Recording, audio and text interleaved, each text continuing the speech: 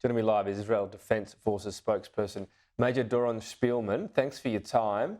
I guess just starting on this hostage story, obviously the situation in which they were taken was horrific and described being beaten initially, but after that, seemingly pretty well cared for. Were you surprised? Does it give you hope for other hostages being held, including given medical attention and medicine as well?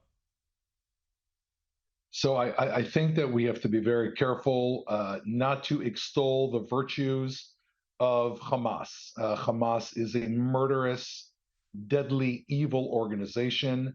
In taking these people, they shot children, they beheaded children, they raped women. We even have firsthand accounts now that they raped dead women and were told to do so. They grabbed an 85-year-old grandmother, dragged her across the border, and her husband, along with 222 hostages, are still in captivity. Anything Hamas is doing, they're doing for themselves or as a propaganda film for the entire world. We saw the videos of them handing out cookies to the hostages, but we know the real videos, the same videos they took 18 days ago as they were massacring civilians. So I think it's saying that they took good care of the hostages is really not the main focus. The main focus is that Hamas needs to immediately, unconditionally return the 222 hostages, including a 9-month-old baby that they have currently under their custody. Well, yeah, the question actually went to, starting off with how bad the circumstances which they were taken, but whether it gave you hope around other hostages being held. On that prospect, on whether they'll be released, there is no ground invasion still. Is it paused right now? Because if that did happen, that would be a pretty dire likely outcome for the hostages if a full ground invasion happened now with still, 222 is the last figure I saw, hostages being held? So, look, the situation, as you're mentioning, is incredibly, incredibly difficult. On one hand, we have Israeli hostages that we're committed to bringing home. The chief of staff, the prime minister of the state of Israel, and everyone in Israel is just waiting for these people to come home, and we're celebrating when they come home. At the same time, we're strongly moving forward right now with our operational objectives. The last 24 hours were probably the most definitive 24 hours in terms of Israeli strikes on Hamas targets in the Gaza Strip. We managed to eliminate 5 of their top commanders, people who were directly involved in the attack in Israel, hit hundreds of targets that were strategic Hamas targets, so that when this ground invasion, if and when it takes place, and as you know, we're planned and ready for it to take place, when these soldiers go into those incredibly difficult positions, knocking out a command tower, a sniper tower, a trap that's just sitting there and waiting, as I heard one of your other one of the feeds that you rolled here say, is critical to our troops. So every day that goes on for us is actually an advantage in this situation. So I hope we can do both: bring the hostages home and definitely carry out our strategic goals of eliminating Hamas. Right. You said if and when the ground invasion goes ahead, so it's not necessarily going to happen. What will that depend on?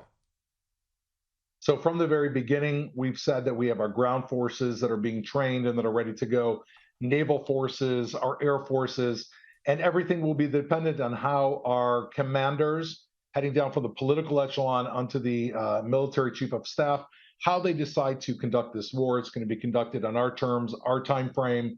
The where and when will be our choosing, but we're ready for all the options. And how those come to play will be how to best bring down Hamas with as minimal civilian casualties as possible. The hostages, many of them being held in tunnels, would destroying Hamas's capability, does that now centre on those tunnels? Are they such a key part of it that they need to be destroyed? And does that make this situation, again, even trickier around the hostages?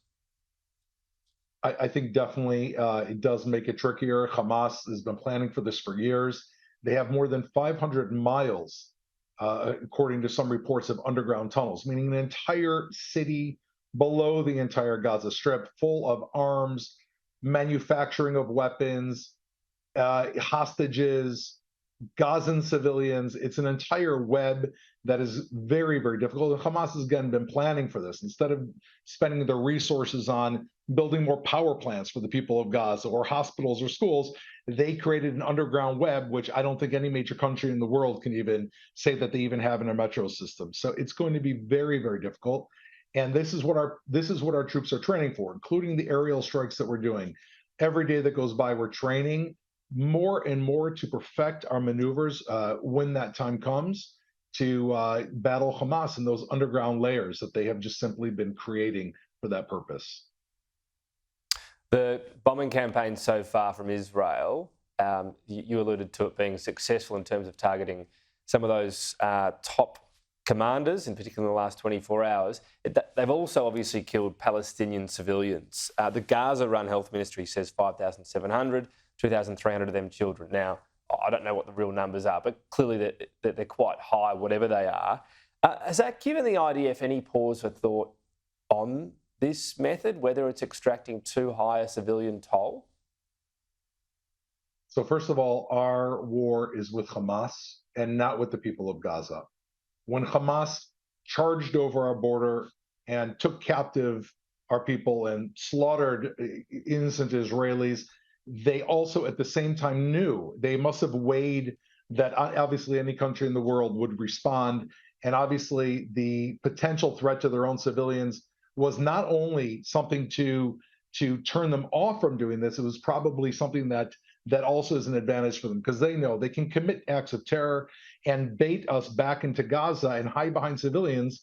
And so that whenever we try to eliminate Hamas, they put civilians in the way. And when civilians are killed, Hamas Okay. waves them almost as like a human rights flag. So we're used to this game. I mourn the death of any civilian, but at the end of the day, we've warned all the civilians: go from the north to the south, move out of the way of war. We've warned it now for 10 I know days. you've got to go in a moment, Major. If I could just ask a quick follow-on up, though, and I know you've said that, and even that Hamas keeps civilians behind anyway. But again, does that give you pause for thought because you know those civilians are there in a lot of, or at least some of these targeted bombings? It is not only pause for thought for the IDF, it is directing many of our actions, meaning we are so carefully, I can't tell you the Okay. number of targets we're not striking because there are civilians in that area. But again, the question really needs to go to Hamas. Why are they putting these civilians there? Okay, I know you've got to go. We appreciate your time today, Major Doron Spielman. Thank you.